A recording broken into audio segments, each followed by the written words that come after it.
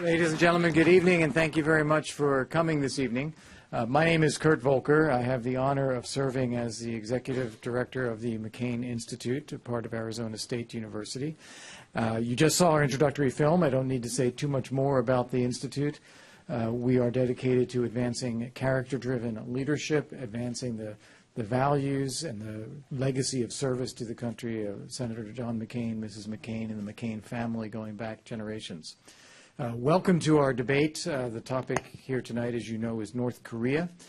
We, some years ago, decided that it would be a valuable public service to organize debates that are very focused, very targeted, with different points of view to try to help illuminate the issues that our country is facing in foreign policy. So tonight's topic, again, is North Korea.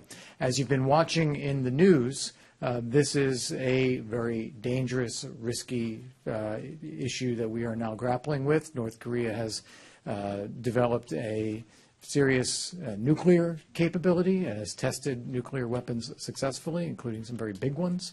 It has developed a missile delivery capacity, including some missiles that can go a very long distance. So there is certainly the possibility of a missile being launched from North Korea that could affect the United States. But more importantly than only that fact is the fact that it is right up against South Korea and can threaten the entire population of South Korea in the capital city of Seoul, and has the ability to launch shorter range missiles to any direction or affecting any of its neighbors. So in order to think through some of the policy issues facing the United States, we have a very distinguished panel of debaters. The way we do this is we divide the group into two teams, and I'll introduce them as teams. We give each side the opportunity to present an opening case, an opening statement of 3 minutes. We give the opposing side the same 3 minutes to make an opening case. Then we give each side 2 minutes to offer a response to what was said. And then I'll begin with questions and then pitch them to either of the two teams to answer, giving each team 2 minutes each to respond to that. And we will open it up to the audience for questions and pitch those to our debaters as well. So I'd like you to be thinking from the beginning about questions that you would like to ask. When we do open it up to the audience for questions, please make it a question. Please be succinct. We're looking to pitch things to get clear statements and views from our debaters. And I'd like to ask your discipline in making a short, clear question, if you would. Let me also note that we are live streamed, and you can find us at McCainInstitute.org online, both for the streaming but also for our website, and you can learn much more about our programs there. If you are tweeting tonight, just please put your phone on vibrate, but do keep it on. And feel free to tweet during the course of the debate. This is all public. This is all open. The hashtag that we are using is hashtag MIDebate. That's McCain Institute Debate, hashtag MIDebate. And please link to this and feel free. I would also note that all of our debaters here are on Twitter except for Ambassador Bob Gallucci, if you want to reference them in any way. Now, let me introduce our debaters.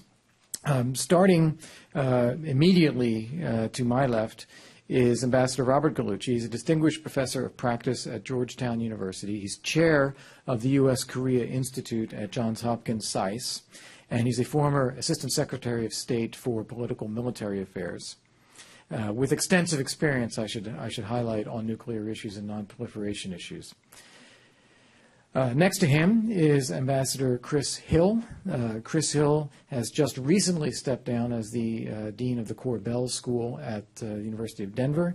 He remains a Global Engagement Advisor at the university, and he was Assistant Secretary of State for East Asian Affairs and was the lead during the Bush administration on negotiations concerning North Korea, the six-party talks. And you can read a great deal about that in his memoir, which is called Outpost, Diplomatic Work, and I would commend that to you. Next to Chris is Mary Beth Long. Mary Beth and I worked together when she was Assistant Secretary of Defense for International Security Affairs. She is a former chair of the high-level committee at NATO responsible for NATO's nuclear policy. She is also a very successful lawyer and entrepreneur in defense industry and continues to have a business, global business advisors. To her left is Mike Pillsbury. Mike is a longstanding East Asian defense policy expert. He's a senior fellow at the Hudson Institute, a former assistant undersecretary of defense for policy planning, and also an author with a very relevant topic, and I have a copy of his book here. It's The 100-Year Marathon, China's Secret Strategy to Replace America as the Global Superpower. So I commend that to you as well. In order to get us started, I will turn first to our team of Bob Gallucci and Chris Hill and ask you to give us a statement about what you see happening with North Korea and how you think we should be addressing it, what we should do and what we should not do. And I will pitch that first. I believe it's Bob who's starting off. Thanks very much, Kurt. I'd like to start with a proposition that life is filled with compared to what's. And I want to be arguing here in favor of exploring negotiations as a way of addressing the problem with North Korea. But I want to note that the appeal of negotiations partly turns on a comparison of what alternatives are. And as some of you may know in the audience, there are always three options. And one of those options is the use of force.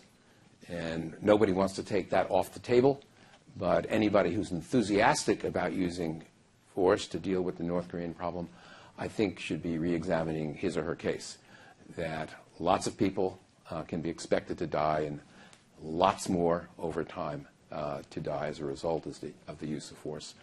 And it's not at all clear that it will solve the problem, not in any durable kind of way. I can expand on that, and we can over time, but I want to say that I cannot happily think about a military option, whether it be a bloody nose or a bloody body, not one that you would be enthusiastic about. A second is, one can call it strategic patience, one can call it aggressive containment. It's one in which we adopt the policy we did to deal with the Soviet Union, Russia, China, and that really means that we would be containing the threat from North Korea. We'd be relying on deterrence. And for those of you who've studied this, you know that for 70 years or so, we think we deterred the Soviet Union, who at one point had around 30,000 nuclear weapons. So it's plausible that we could deter a country that has 30 nuclear weapons. However, if you're not enthusiastic about living permanently with North Korea armed with nuclear weapons and an ICBM that can deliver it to an American city, you're not wrong to be uncomfortable about that. You would be rational, and you'd be rational because you'd be worried about the irrationality of North Korean leadership. I mean, just looking at the haircut is enough for me. So where I am on this is that is a fallback position, but it's not one I'm wildly enthusiastic about. Finally, there is, in my three-option world, there is negotiation. I am not optimistic about solving the problem through negotiation, but to talk about irrationality, I think not to try negotiation is irrational. I think that we've had success at it, be happy to talk about that, at negotiation that is, and all we would really need to do is to do a good deal, a deal that makes us better off as a result of negotiation than we would be had we not done it. And I think we have people who can accomplish that. Thank you very much. Okay, thank you very much, and spot on 3 minutes. Congratulations. And we'll turn it next to Mike Pillsbury. The clock helps. I haven't done that. May I just say first, I met John McCain for the first time 40 years ago when the phone rang. I was on the staff of the Senate Budget Committee, and I didn't understand. This was the John McCain. He was then a Navy commander, actually, assigned to the Senate Liaison Office for the Navy. He said, "I want to have lunch with you." I said, "Why?" He said, "I know your critics. We know people in Washington by who their critics are." So we had lunch. He had critics, too. And that's part of what is the beauty of debate. When we debate about what to do next about North Korea, it raises the issue of the conflicts and the differences among Americans about what to do. Ambassador Gallucci is more on the soothing side, that there's no real conflicts. We shouldn't take force off the table, but we shouldn't be eager to use it. Well, that's the heart of the debate. Somewhere between not taking the use of force off the table and using it, and if so, how? That, to me, is the debate about what to do next. The reason I say that is the use of sanctions, as Secretary Tillerson said, I think correctly, has not been tried fully yet. I brought along a book tonight that we're very proud of at the Hudson Institute. Everybody should have read it when it first came out in 1965. It's called On Escalation. Probably part of your PhD oral exam would be, what about Herman Kahn on escalation? He has 44 rungs of the escalation ladder, including nuclear war, various types of nuclear war. Roughly, we are at rung number 11 out of those 44 right now with North Korea. In other words, the sanctions have a lot more to be done. The new round that the UN agreed to in December is pretty aggressive. The last couple of UN Security Council resolutions actually encourage countries to have their navies board North Korean ships when they come through their waters. So a great deal more can be done in the so-called at-sea interdiction area. More sanctions can be tried. The ones that are biting now tend to not really be harming what I would call the royal Kim family. However, the administration in power over the last 20 years has always had military exercises, either in South Korea to help them or on our own to, in some sense, remind the North Korean regime. I believe more can be done in that area. I also think the discussions in public about the use of force and how to do it, the Atlantic magazine, I think you all have seen that. Atlantic magazine had a range of options from commando raids to B-2 bombers. That's helpful also to get the negotiations going, because it suggests if you don't negotiate, you're going to be punished beyond the sanctions. Let me ask Chris Hill to come in and respond. Well, this is very embarrassing because I agree with everything Mike just said. First of all, with respect to, I think it's worth talking a little about the threat. And the threat is, this is not some plucky little country that, feels bad because it doesn't have any friends and needs a few nuclear weapons to enhance its prestige, self-esteem. This is a country that's aiming those weapons at us for the purpose of decoupling the U.S.-South Korean relationship. It's going right at something which I think is essential to our country, which is our alliance systems around the world, in particular the case with South Korea. So I think we have to do all of the above, and I want to put in a pitch for the idea that you cannot take negotiation off the table. You cannot put yourself in a position of being unwilling to negotiate. But that doesn't mean you should go after sanctions. I agree with Michael. I think we've gone after them a lot more lately than we've have in the past.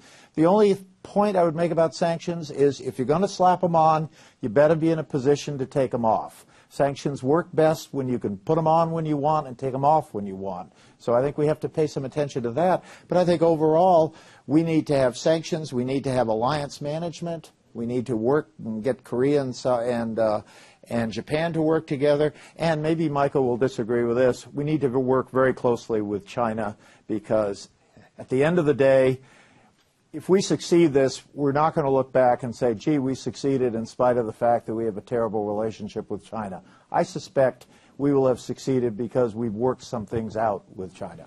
I agree with that too, by the way. Oh, no. China's the key. All right. Thank you very much. Shall I jump in? Yes, I'd like to Thank invite you. Mary Beth to come in. We're going to move Michael's chair over there. With all due respect, we've been negotiating and striking great deals with North Korea since the end of the North Korean War.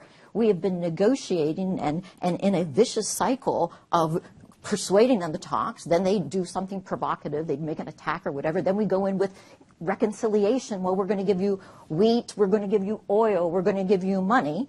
And each and every time, not only the legal obligations that North Korea has entered into with us, but the diplomatic ones have been broken, and generally by lies and deceit. So for me, it's absolutely crazy to think that deterrence and talks and six-party talks and negotiation that have failed to deter in any way, shape, or form North Korea from the development of the nuclear capability or the missile programs that are now putting the lethality of the United States continent in its eyesight are going to have any different outcome in the future. Who was the famous philosopher who says, if you keep doing the same thing each time and you expect something different, what does that make you? And that's what my colleagues are proposing.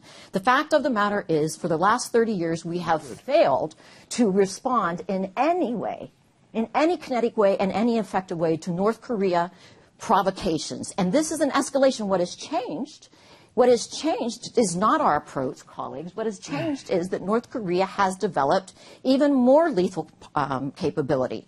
It's moved from a basically plutonium-based program to an Iranian one. They have significantly increased their missile capabilities to the point in which they're not only threatening our allies, but they're threatening our continental U.S. They've used chemical and biological weapons, at least chemical, in a public place. They have proliferated building a nuclear facility in Syria and now chemical weapons in Syria. This is not an actor that is behaving better as a result of the increased sanctions or as a result of decades of negotiations. So why we would continue to focus on talks is frankly beyond me. What we need to do is start getting serious about there being consequences for North Korean misbehavior. Okay, so let me, I'm going to start with the Q&A now, and I'm going to pitch it right back to you.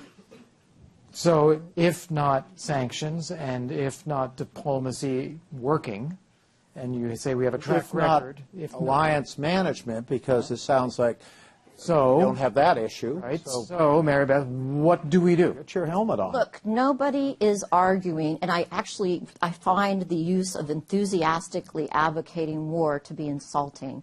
Nobody enthusiastically abandoned the country whenever we were hit with 9/11 by not focusing on ISIS and terrorism and Al-Qaeda. This is a reluctant recognition of the fact that for the first time, California, or at least our West Coast, are in the capability of the North Koreans. And it's different from Russia, and it's different from China in that they never swore us as the evil, mean enemy of the state. And those countries had apparatus and processes that we understand. Nobody can say that they've understood how the decision-making of the current North Korean regime works. So what do? We maintain and rely on our elements of deterrence and our elements of negotiation. No one is saying that we should stop negotiating, but we should, A, have alliance management. We need to work more closely with the Chinese. We need to build missile defense. We need to get serious about our interdiction of the maritime and other facilitators of North Korea. We've got the Russians now that are pretty demonstrably helped them with the missile program. Where's the deterrent behavior on that? We need to be serious about interdicting and being cognizant of their submarine capability to deliver North Korea. And we need to take targeted action. I am a supporter of the fact that, as the CFR book analyzed, that if we don't start thinking hard about taking a missile as it gets launched on a platform, whether mobile or static, in North Korea, to send us a signal that we cannot afford for things to be launched that we don't know whether they can reach the U.S. or not, then we will be responsible for the death of American citizens, whether in theater or in our continent. And no one's enthusiastic about that, but it will be a reality. Mike, did you have something you wanted to add? Yes, I think Kurt's asking us for a range of military options. It could be considered because your debate topic is war coming. Right, but what I'd like... There's several very specific options I can give you. I'd like to come back and ask you that question. I want to give Chris and Bob a chance. First criticism, the first critique that was brought up is, isn't what you're suggesting what we've been doing already for 15 years? What makes you, or more, what makes you think now we're going to have more success with this leader, Kim Jong-un, than we have had in the past? May I? Yes. So I don't have any confidence that we will be successful with negotiations with the North Koreans. That was not the character of my argument. It is that, given the options, taking negotiations off the table seems to me to be insane. First point. Second, my own view of the history is quite different than Mary Beth's. Now, I lived this history. It doesn't make my view right, but I did live it, and it doesn't sound familiar when I heard her recount it. Chris can talk about the 2000s. I know that when I was asked to negotiate with the North Koreans in '93, the IC, the intelligence community, said that given the plant that was operating in North Korea producing plutonium, the 2 plants that were under construction, if they all finished, they'd be producing about 200 kilograms of plutonium a year, enough for about 40 nuclear weapons, and that by the year 2001, North Korea would have about 100 nuclear weapons. Now, we did the deal in 1994. That deal shut down the plutonium program. And when George W. Bush came into office, there were not 100 nuclear weapons in North Korea. There was 0 nuclear weapons in North Korea and 0 plutonium produced or separated. Now, next question was, did they cheat? The answer is they cheated. The North Koreans cheated on the deal. They say they hedged on the deal because we were not fulfilling our part. I like my narrative better. They cheated. They cheated with the uranium enrichment program. It did not produce any highly enriched uranium during that whole period. The Bush administration ultimately decided to confront the North Koreans with our knowledge of their cheating, which we caught them at. So let me say this very clearly. The standard for me is not whether North Koreans cheat, they're nice people, any of that. The question is, can you make a deal that improves the national security of the United States and that of our allies? If you can, make the deal. If you don't trust the people who are going to negotiate the deal, get new ones. Okay, let me follow up on that with Chris and you both, and another 2 minutes here. So is there a threshold? Is there a point at which we say it isn't working? What do you do? There is no question that the things we've done have slowed it down, but the things we've done have not been adequate to say it's working. It's not working. So I think we need to look at what a strategy would be. And I think a strategy has to involve several elements. First of all, with respect to negotiation, we tried a period in the beginning of the Bush administration that Bob just alluded to, in which we did not negotiate. And during that time, they produced fissile material. And more importantly, because what are we trying to do here? We're trying to preserve a relationship with an ally. We're trying to protect ourselves, and we're trying to do that by preserving this relationship with our ally. And what we found that by 2004, some 45% of South Koreans were blaming the United States for North Korea's nuclear aspirations. So there were good reasons to negotiate, not only negotiate with North Korea, but show the South Koreans that we were serious and engage the Chinese. So I would keep, as Bob said, I would keep negotiation on the table, but I think there need to be several other things. First of all, we need to continue these sanctions, as Michael suggested, and I think there is more work that can be done there. Secondly, I think we need to get the world more engaged. I think Nikki Haley has done a pretty good job of that in New York. Thirdly, I think we need to keep these allies close and give them the best anti-ballistic missile systems we can give them, and make sure Japan and Korea work more closely. Fourthly, and I think this is very important, we should be exploring that gray area between peace and war, where we can retard the program, whether with cyber attacks or some other means to retard that program. And finally, and I think this is critical, anyone who thinks this can be solved without a serious discussion with the Chinese hasn't looked at a map, because China is going to have to be a part of this. I think all of those things have to be done. But the notion of just one day deciding we're going to fire a missile at North Korea without regard to the 20 million South Koreans who are within range of 14,000 artillery tubes, essentially does the North Korean work for them. That is, it ends the alliance.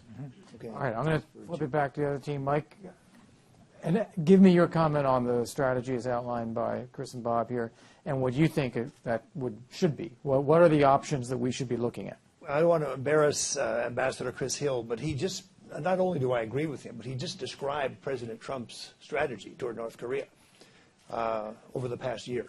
I began as an advisor to the transition team, And we So it was yours? we had a copy of your we had a copy of your experience.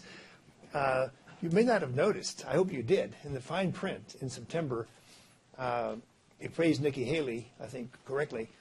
The Trump administration agreed to the language of the UN Security Council resolution to encourage restarting the six-party talks.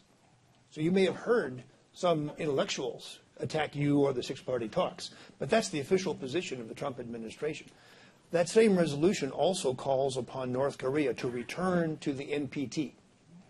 That's been a UN position for a long time. Ironically, Gorbachev, as I read the history, it was Mikhail Gorbachev who coerced North Korea into signing the NPT as part of the conditions to help it with the Yongbyon, whatever you want to call it, facility.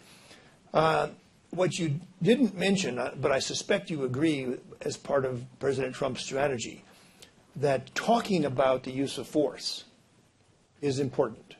Not just saying that it's not off the table, but using the tweets like Fire and Fury, increasing the level and the size of exercises, so 3 carriers together. By the way, the Chinese reaction, you mentioned China, I think quite correctly. The Chinese reaction to our 3 carriers appearing at the same time is on a TV show in Beijing. An admiral said the Americans, if they're going to attack, they always have a pair or 2 pairs of carriers. So 3 means nothing. But there's a hint from the Chinese there. If you really want to send a message to North Korea, you need 4 carriers. Now, the other thing is the options about the use of force. It seems to me that the best way to use force is a UN Security Council agreement.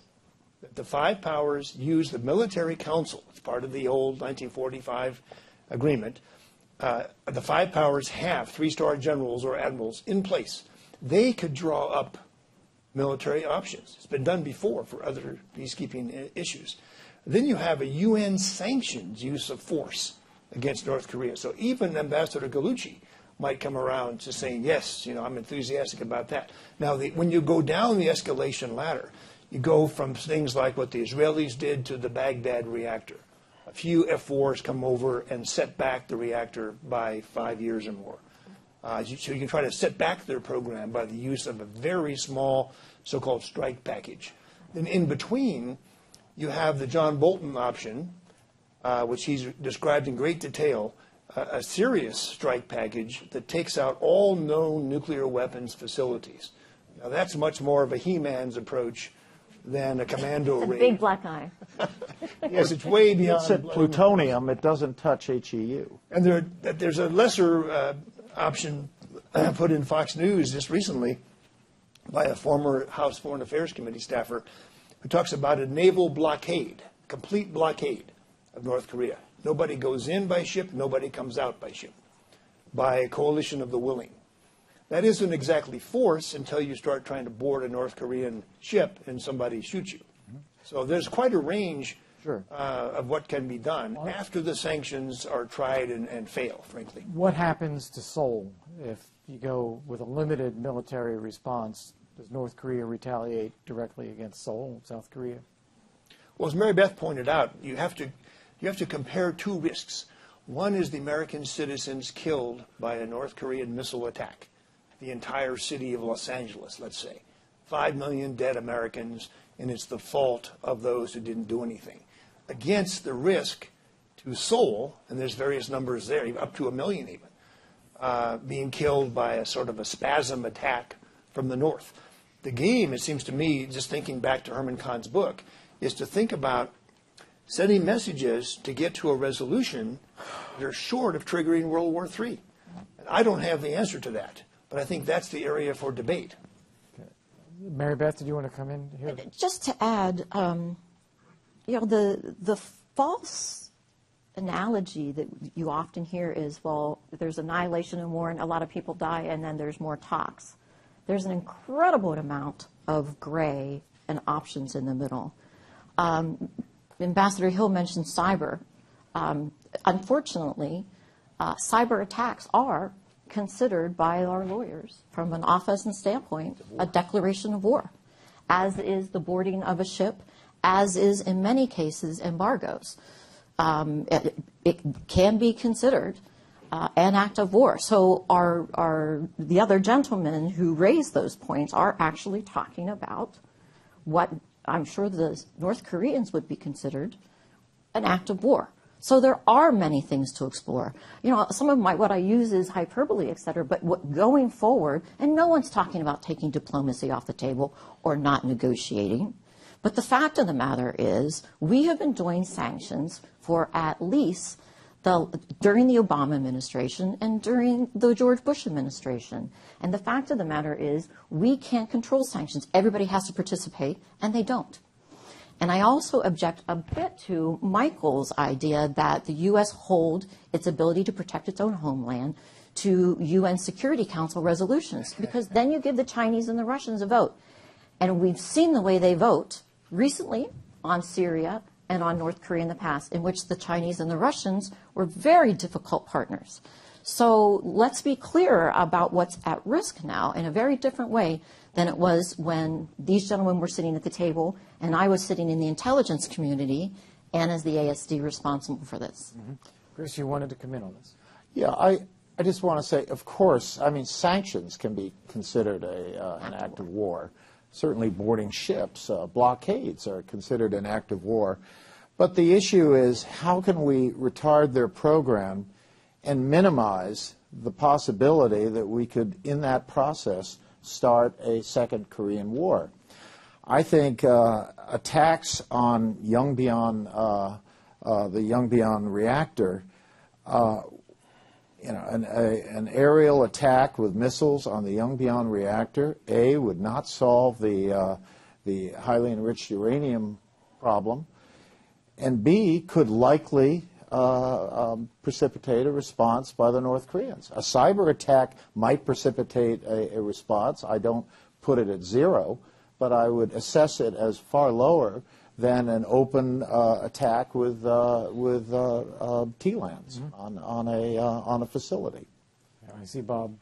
I think if you really want to draw this question and force us to deal with the tough one here, Mary Beth was closest to it, I think, and that is, we are on the one hand talking about how much tolerance you all have, the American people, we all have, for North Korea with that leadership having nuclear weapons and a delivery capability which we can't stop. We don't have a ballistic missile defense with confidence to stop. So we are going to be vulnerable to it.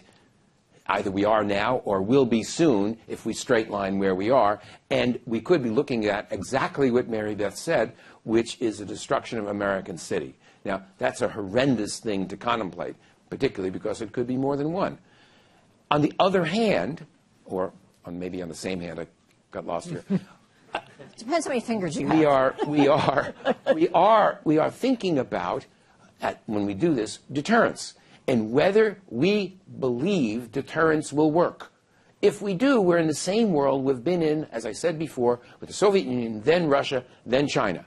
30 weapons for the North Koreans, or so, tens anyway, 30,000 in 1982 for the Soviets, and we lived with a threat. We did, and we still, by the way, do.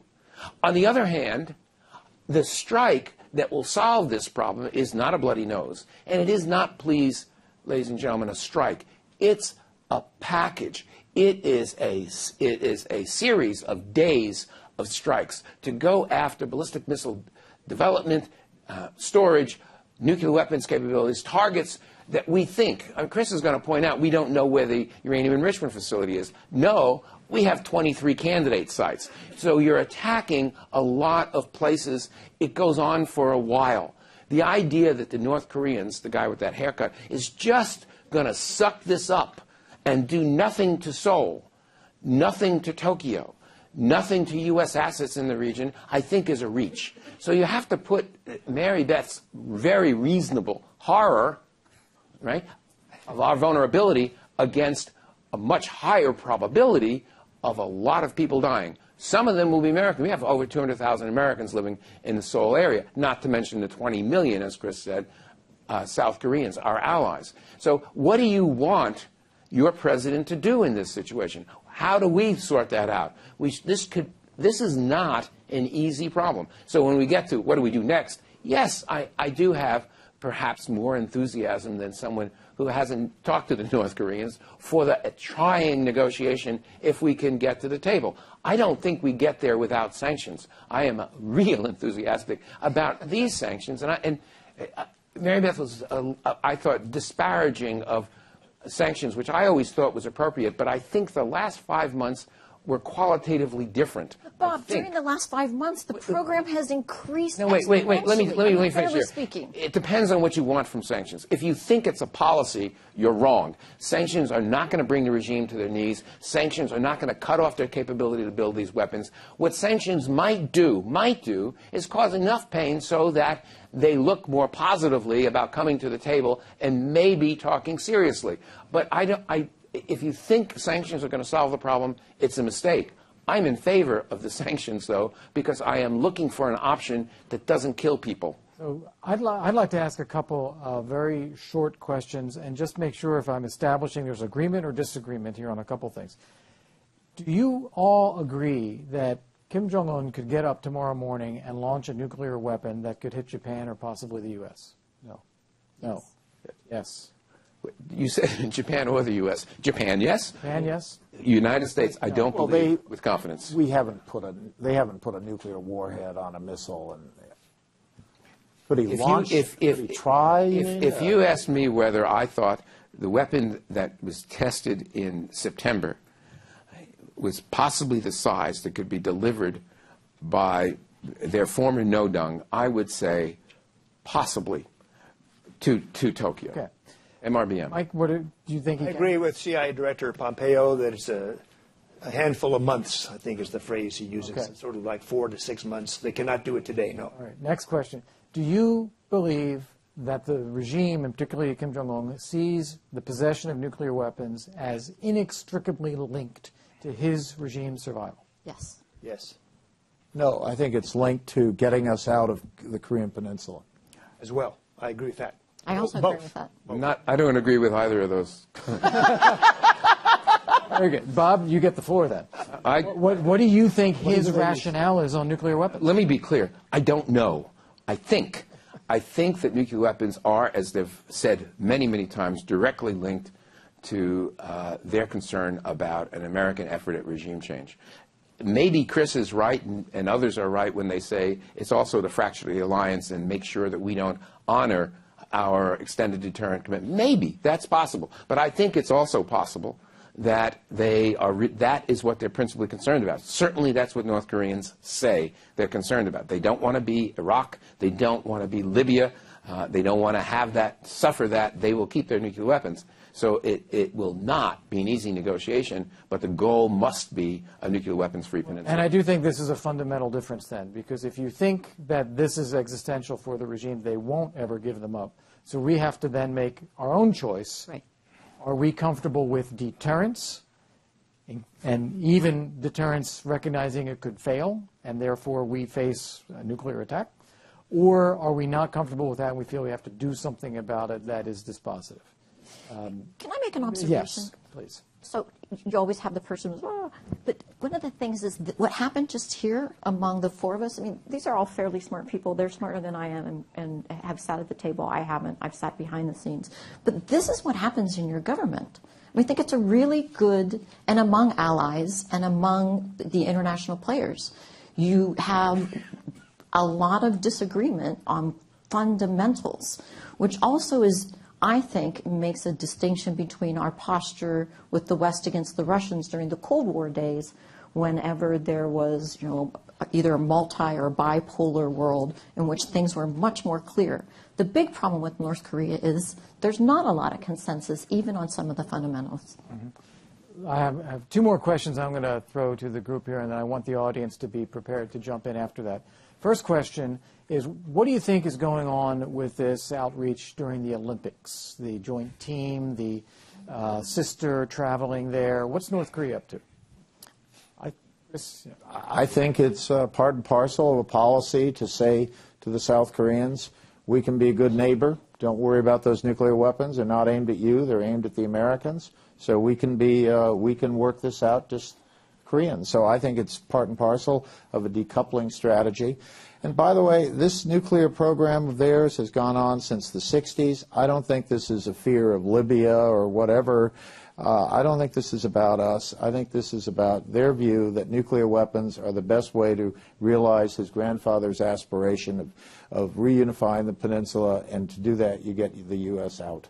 Reunify it under North Korean rule. Under North Korea. Okay. So I have a very different view. I actually think that I think that's part of it, but I think if you miss the idea that that was not a message to South Korea, that was a message to the world. You don't have to send that many cheerleaders to make the point to the South Koreans. They live it every day. And this is part of a long-standing North Korea outreach that their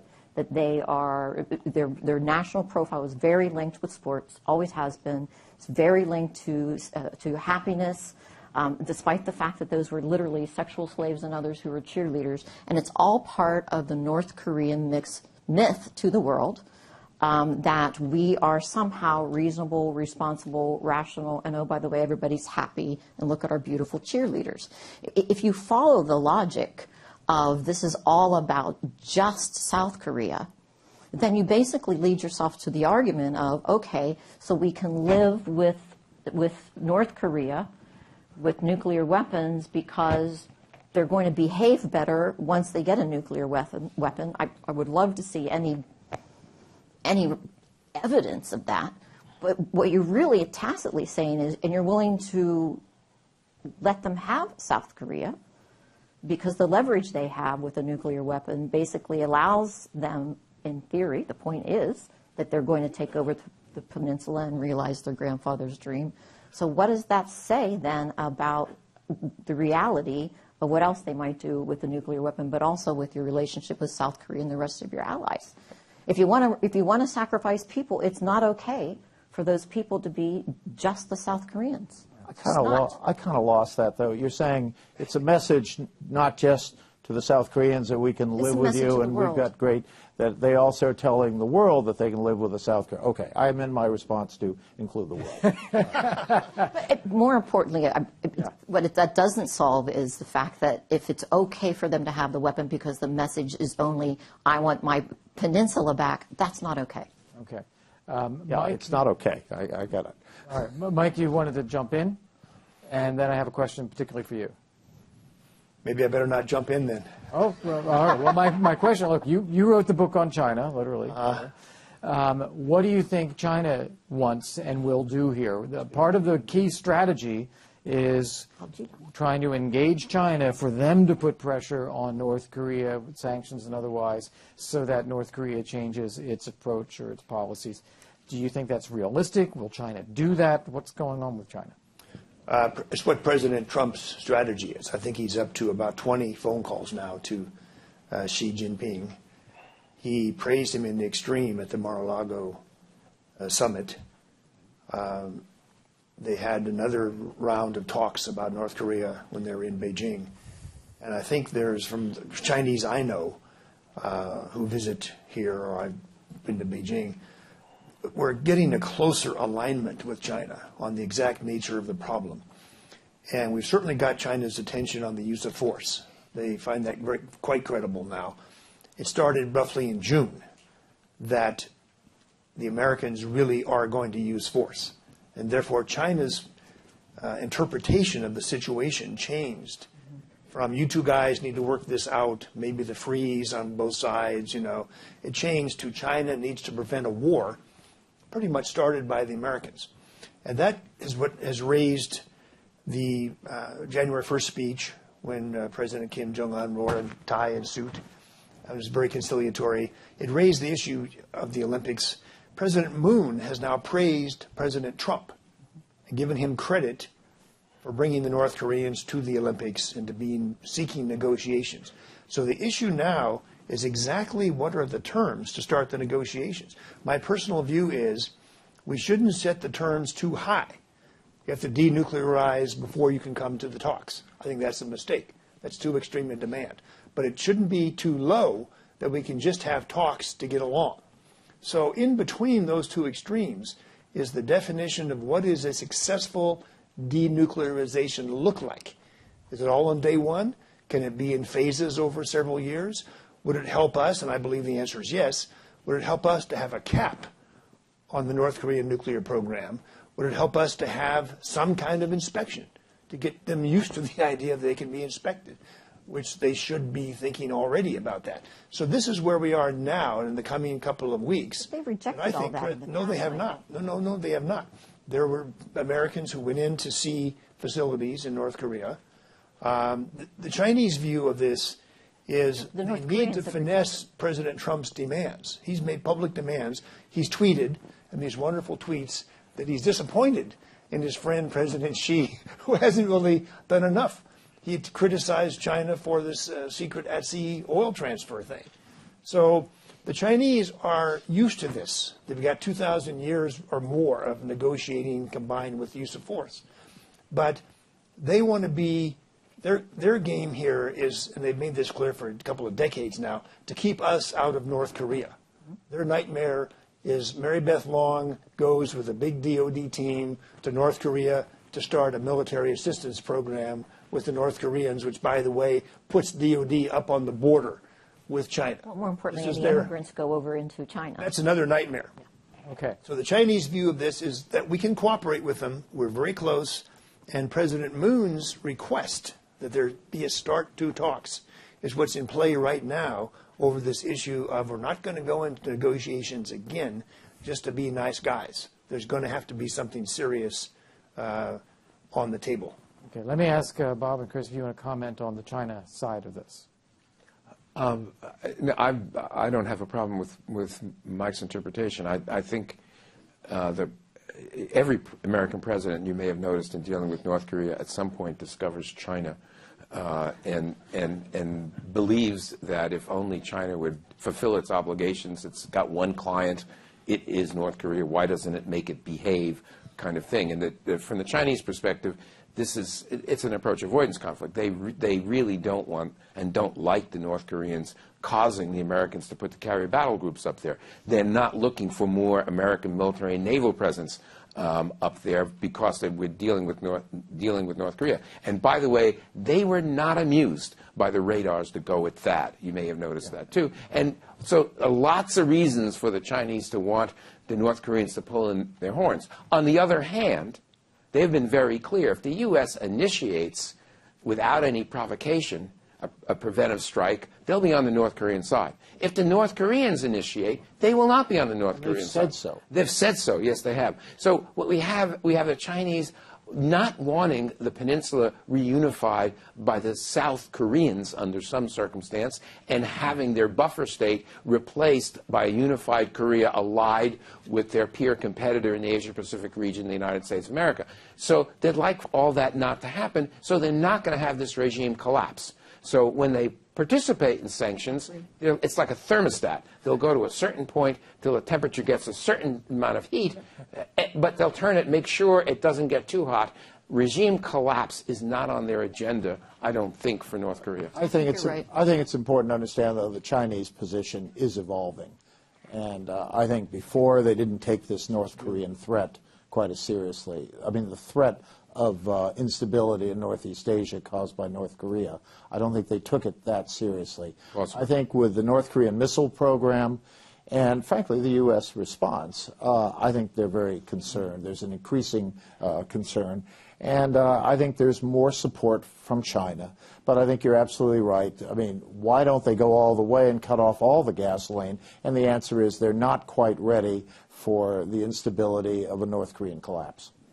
Okay, thank you very much. I want to turn to questions from the audience. Give me a show of hands here. I want to get some diversity in the questioning. We're going to start. Can we start in the middle back here? It looks like, yes, with the thumb. Let's get that. Get the one without the thumb. Can we get a mic over there, Did you please? say the bump? He did. He said the thumb. Thumb. Thumb. Okay, thank you for passing that over. Does it have to be a question, or can they criticize the panelists? No. It has to be a question. Question. So yes, this is about deterrence. Introduce yourself, please. My name is Brooks Sherritt. I'm in IT sales, Northern Virginia in Tysons, and I graduated from Randolph College. Excellent. But you specifically were talking about deterrence as in the Cold War as compared to now. And could you maybe talk about some of the differences that the United States pursued in deterrence in the Cold War and compared to now with North Korea specifically, and talk about how those things look different and how our strategy maybe mirrors itself, and what are the general differences between the two time frames? Okay, did deterrence work during the Cold War? Will it work with North Korea? What's different? Okay, so the first thing to know about deterrence is you always know when it fails, and you never know when it works. Right? I have a watch here. I'm a diver. This keeps sharks away. Deters them. We don't know this. I mean, maybe it does. Maybe if it fails, I'll know. Right? Same thing. Through the years of the Cold War, we believed that we had at least a second strike capability. In other words, if we were struck, we would have sufficient forces left to punish the Soviet Union, then China, now Russia. Right? And when you think about that, and you think about what's different now, it's a little crazy to think about this, because you can't have a calculating party on the other side and think they have an option against us. We hear all the time, we have no good military options. I'm sorry. The other country has no good military, unless it's Blazing Saddles time, right? There is no good option for the North Koreans. We have overwhelming capability, and if they ever did anything of the kind Mary Beth described, they know annihilation would follow. So you could say that our deterrent posture is much stronger, right? And it doesn't come into question. If you ask why during the Cold War did our arsenals go up to 30,000 missiles, actually not missiles, but warheads on both sides, it went that way because we kept thinking that we couldn't be sure about the other side, believing they were for sure not going to be able to strike us and completely remove our capability to retaliate.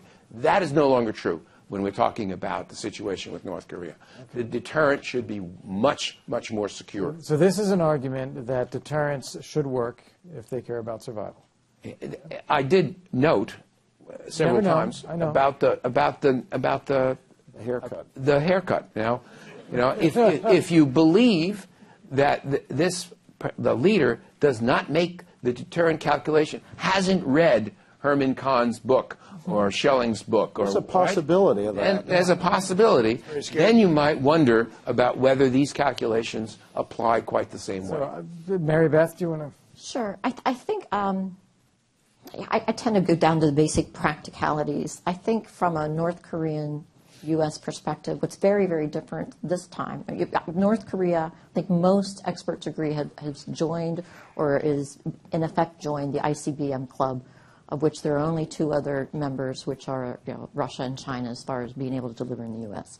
In the Cold War, you had a bipolar world in which Russia actually, with the U.S., was engaged in many kinds of relations, in addition to the fact that we were on the nuclear side, on the war side, we were engaged in what was the Cold War. But we were still trading, there were still cultural exchanges, there was transparency, we understood the government, we understood the decision making, there was an understanding there of how things worked and how decisions were made that we don't have in South Korea. North Korea. That's point number one. Point number two is Russia was not, or Soviet Union, was not engaged in the type of aggressive behaviors unless you want to take the perspective of the satellite countries, but wasn't using chemical or biological agents internationally in behaviors, wasn't doing cyber attacks, wasn't proliferating nuclear weapons or chemical and biological weapons. One would argue, although we can have a lot of conversations about the Sandinistas and the proliferation to Cuba, et cetera, but substantively differently than what was happening in those days. We can have arguments about the kind of proliferation, et cetera, et cetera. They certainly proliferated Ukraine, et cetera, but that was within their orbit. But the biggest difference is, if you buy the argument that the reason that North Korea has nuclear weapons is that it wants to unify the peninsula, that's a fundamental goal that's distinct from what Russia was trying to accomplish during the Cold War and what China has at least articulated as the reasons for its nuclear weapon. And that's why applying, I believe, a lot of the Cold War deterrence postures doesn't really work in this case, number one. Number two, you didn't have Russia actively injecting, I think we all commonly accepting now, that the big leaps in the missile programs and some of the other related programs recently has because they've gotten some help. You didn't have that third party, and you didn't have the proxies that were participating in the Cold War as you do now. And I think you can measure deterrence. We've been talking about deterring the nuclear program and the missiles for decades, and we've seen, I can't say that anybody can argue that it's been deterred. All right, thank you for that. We had a question here. Just pass it forward a little bit. Introduce yourself, please. Thank you very much. Benjamin Tour, retired diplomat. I think everybody agrees that North Korea is a pretty nasty actor. But there are significant differences in the situation that did not obtain before. Kim Jong-un is different, and his approach is different. North Korea has changed and continues to change, and President Trump is different. Given the differences in this situation, it is difficult to ignore, in particular, the significant signals, the important signals that the sides have sent at the Winter Olympics. My question is, don't the speakers agree that the situation has not only dramatically changed both in terms of North Korea's capabilities, which narrows our options, and the potential for a significant moderation of the threat? Okay, thank you. And if you would pass the mic behind you, someone had their hand up behind you. Right, and do you want to address, do you agree that this is now? I think our options are tougher. I mean, they're sharpening our choices. I mean, I don't think you sit here 10 years ago and talk about war. Well, maybe Mary Beth would, but the rest of us wouldn't. But I think we're in a situation right now where they are soon to perfect an ICBM that could threaten the U.S. mainland for the purpose of weakening and ultimately decoupling an alliance. And I think if we allow that to happen, I think the alliance system around the world takes a beating. So I think we're getting to a really no kidding moment here. But I think we also have a third generation Kim who doesn't care what the Chinese think. And that was, in his view, his father's problem, so he's kept the Chinese at bay. And to fulfill his grandfather's aspiration, he's decided to kind of take aim at the whole U.S. ROC alliance. So I think it's a very serious problem now, which is why we're here. Okay. I think we would all agree on that, or do you want to add? I think we'll take another question. Yeah, I agree. Okay, so gentleman right behind there. Sure. My name is Matthew. I'm a student in the Policy Design Studio. And my question is directed to the ambassador, although anyone can answer it if they'd like. The U.S. does currently not have a Senate-confirmed ambassador to South Korea. I know the Trump administration's appointment on North Korea recently resigned and is leaving the administration, and key senior positions for the region remain unfilled. So my question is essentially, what does this portend for a negotiation and peace process? Thank you. Thank you. And if we could pass the mic this way over here. And I'm not sure which ambassador. I'm guessing it was Chris Hill you wanted to go to? Well, whatever. We can both. In order to have diplomacy, you usually need diplomats. And I think we have a problem there. And the fact that we don't have an ambassador there, and we're in the 14th month of that. The fact that we don't have a negotiator or someone keeping track of where the negotiations might be, I think is also problematic. But, I mean, to walk through the State Department these days is to walk through a sort of uninhabited place. And I think some attention ought to be spent on that. Okay. Woman here with the mic. My name is Jamie Albaum. I'm here actually representing the DC chapter of Global Zero. We're the largest global movement to eradicate nuclear weapons. And I was wondering if the panel might comment on the perhaps far-fetched idea that if you were to engage in a global effort to denuclearize, if that might perhaps pacify North Korea. If you mitigate the threat, then what is there to deter? So who would like to take that one on? Chris would. Start with Mike. I would love for it to pacify North Korea, but I see absolutely no sign of it, quite to the contrary. So unfortunately, I want that world that you're describing, but it's not the world we live in right now. Okay, Mike? Just a couple things about Global Zero. I used to be in the Reagan transition team, working for something called the Arms Control and Disarmament Agency. And in those days, Global Zero actually was a goal of the United States. And we sent a negotiating team to Geneva, to the UN Conference on Disarmament, UNCD, whose goal actually is Global Zero. And it's a worthy goal for the long term.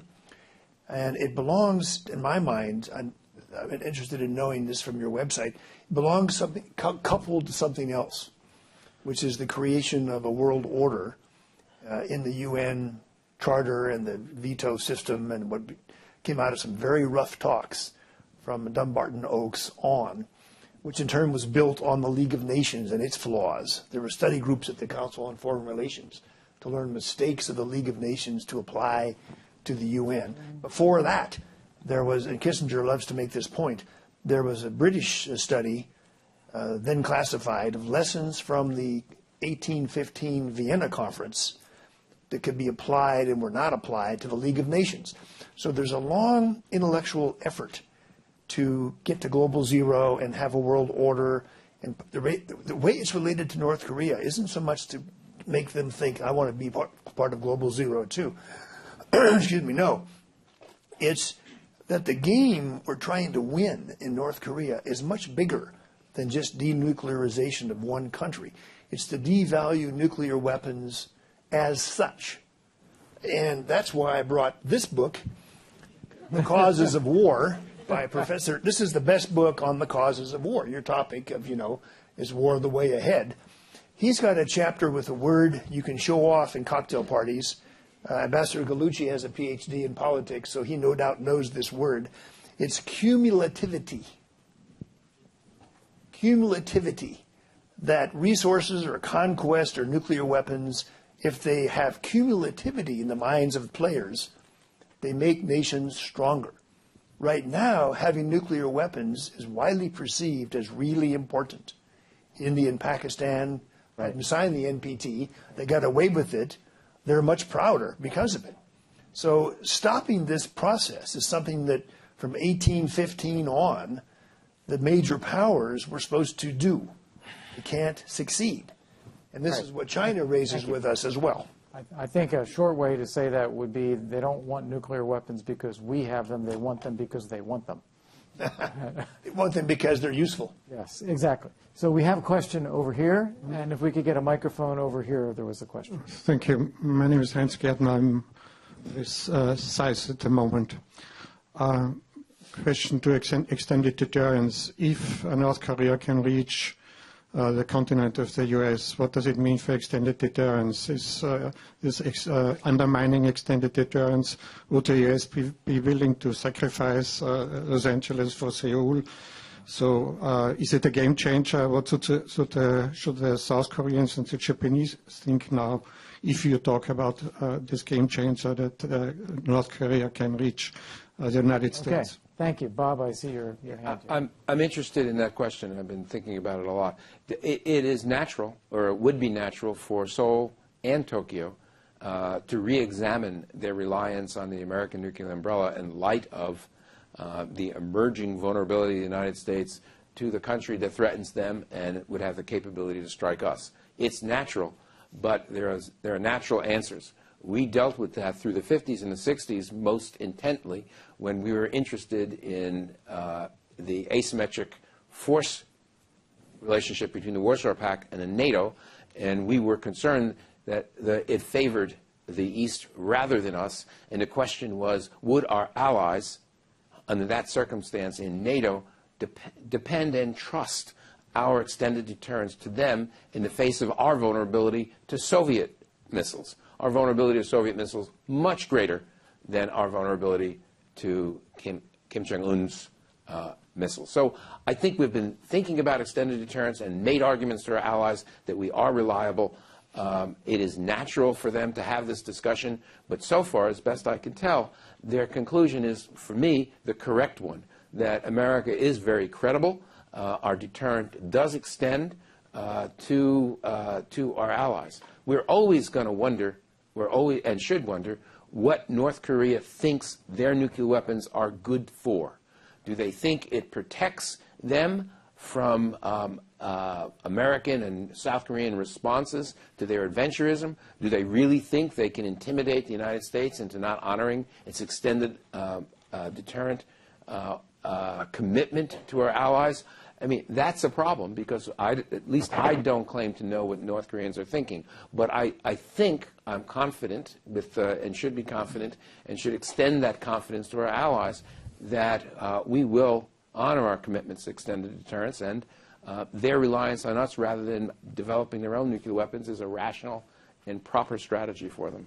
Mary Beth?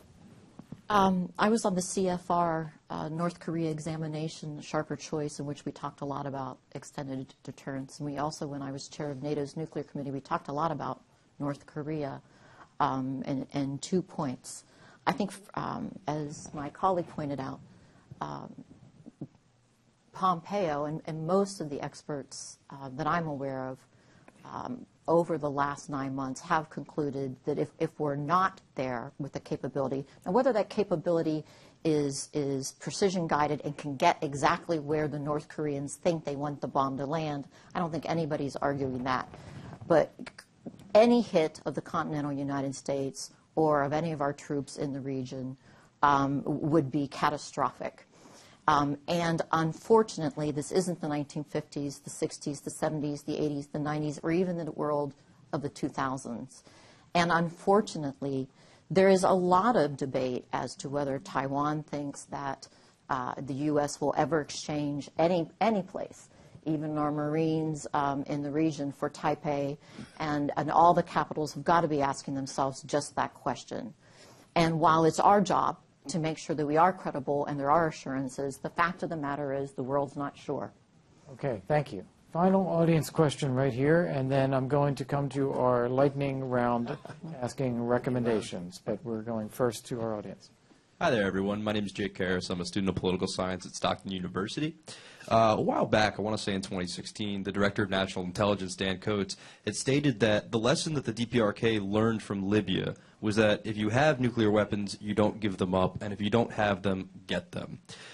If what he says is true, and that the North Korean nuclear arsenal is indeed regime change insurance of the best kind, what does this say about the United States' reliance on regime change as a tool of foreign policy going forward, particularly towards Syria? Okay. Got a lot of things thrown. Well, I brought a book that answers that question. Well done. And I may give it to you for your studies at Stockton University. This book is called The Art of the Deal by Donald Trump. And I have to give him props for that, guys. I have heard a rumor, Chris, that the North Koreans have been studying this. They have a copy translated into Korean, and they're a little bit worried about it because Trump is not for regime change at all. You mentioned, he describes a number of successful deals he personally has made, the team that helps him do it. This was required reading during the transition, by the way. Everybody had a copy of one. This is only one of 15 books by Mr. Trump. But the lesson is you focus a great deal on the outcome you want, but you leave the other side kind of a face-saving way out. It's almost his interpretation of Khrushchev in '62 with the Jupiter missiles in Turkey. This is quite a book.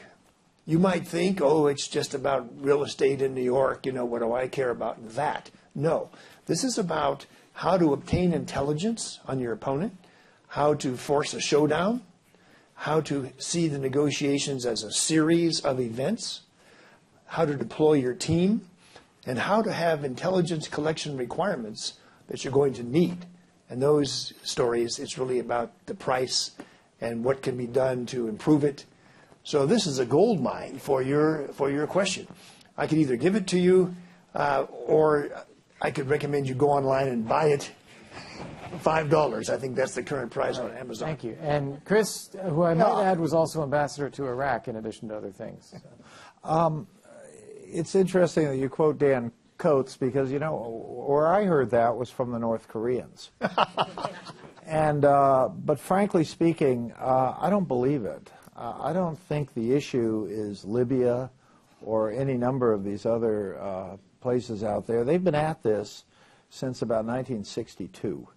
I mean, this has been a national goal to be a nuclear power. And again, as I've said several times, I don't think this is defensive. I don't think this is somehow regime preservation. I think what it is a view that they can, you know, in reference to the previous question, they can put our extended deterrence at risk, in doubt, and that somehow when they will be in a position to take on the South Korean military, which, by the way, is far superior to the North Korean military and, frankly, far superior to many of our NATO allies. But if you're a North Korean, you look at things differently, and you think that you have the will to prevail, and will in war is sometimes more important than weapons of war.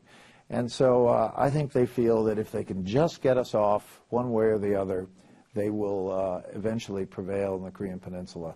So I think our work is cut out for us, but you know, we can talk about Libya in another context, but I don't think this is about, you know, Muammar Gaddafi. I think it's something much more important. All right. So what I'd like to do now is come to each of you as a wrap-up, 1 minute or less, quick point. What do you recommend that the Trump administration do right now? What is a step you think they should be taking? Let me start with Bob. I think there's some things the administration is doing it should continue doing, and by that I mean I think the sanctions should not be removed. I think if we can tighten them even more, that's all to the good.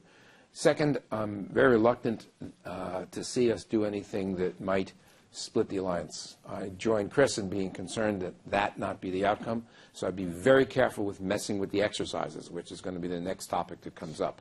And so I want to make sure whatever we do it together, and I'd like the signal to be good, and I would indeed like to explore the possibility of negotiations. I think it is essential, if we do that, that we keep on the table a denuclearized peninsula. I know a lot of people say they'll never go for it. Okay, if they never go for it, then the negotiations will go nowhere. Fine. Not fine, but I think that's preferable to giving up on that objective. All right, thank you. And Mike, to you, same question. What should we do right now? I can answer the question in 2 words, and I'm sorry nobody has mentioned it so far, including me. It's the essence of President Trump's strategy. 2 words are maximum pressure. And that involves a series of conversations. One is Nikki Haley at the UN Security Council for the next step, of which there's plenty more to be done, and also the enforcement part of it. The second conversation is with President Moon of South Korea, that he has ideas. He's praised the president's course. He did not turn out to be the left-winger I at least feared he was. The third relationship with ideas and further nurturing, of course, is China. I believe they've changed their view quite sharply since last June. And the fourth relationship, ironically, and no one's mentioned this country as far as I can tell so far, is Russia. The Russians have been criticized for violating the sanctions by President Trump in another tweet. The Russians have a lot of responsibility for what they've done to help build the North Korean military over the years, including the nuclear program. So it's a mistake, I think, to avoid the Russian side of this. But those are the 4 areas where more progress can be made in the very near future. Thank you. Great. Chris, turn to you. Yeah, Short list. in 1 minute, I mean, I would like to see a greater commitment from this administration, in fact, this country, to the concept of these alliances. These alliances this is not about a series of transactions. This is about a relationship that has served us well and served the Republic of Korea well. And I think if they hear more of that, that gives us more scope to really go after the North Koreans, provided we have the kind of trust and support of the country that matters on the Korean Peninsula, which is the Republic of Korea. So I think a much greater emphasis on the durability of that alliance and less on the sort of transactional aspects of the alliance. And finally, I think I want to see this administration day and night, night and day, go to work on China and make China understand that this is not some third-rate issue for us. When a country stands up nuclear weapons and aims them at us, we have to take this with utmost seriousness, as would they if someone did this to them. So this is not about tweeting to them. This is not about having some jet-lagged Secretary of State arrive for an 18-hour visit. This is about day and night stuff. You know, Henry Kissinger did this. If people talk about the deterioration of China's internal issues, they ought to get a load of China under Mao Zedong in 1972, and Kissinger managed this. So we are not going to be able to pull a rabbit out of the hat with China unless we've spent some time stuffing that rabbit down the hat. And I think we need some serious diplomacy on this. And for the life of me, I can't understand why they can't name some diplomats. All right, great. Well, thank you. So we got negotiations, maximum pressure, relationships and diplomacy, especially China. Mary Beth, you get the last word. I don't think anybody's doubting the criticality of our alliances. No one's talked about Japan here. Certainly China, South Korea. There are a lot of players that are critical, and I don't think that's an issue, and it shouldn't be an issue. I don't think that the criticality of negotiations or talks playing the appropriate role is also a debate. I don't hear the administration saying that it's an issue. The question is whether that's sufficient. We have been talking to North Korea, negotiating with North Korea. There have been a number of periods in which there were deals and agreements on the table. And the fact of the matter is that in the 40 to 50 years that we've been talking to them about this, they have advanced their program, whether it's the plutonium, the uranium, and the missile programs, to the point in which we have crossed or are about to cross a critical threshold that is a game changer. And that is the ability to reach the continental United States and U.S. troops in the region.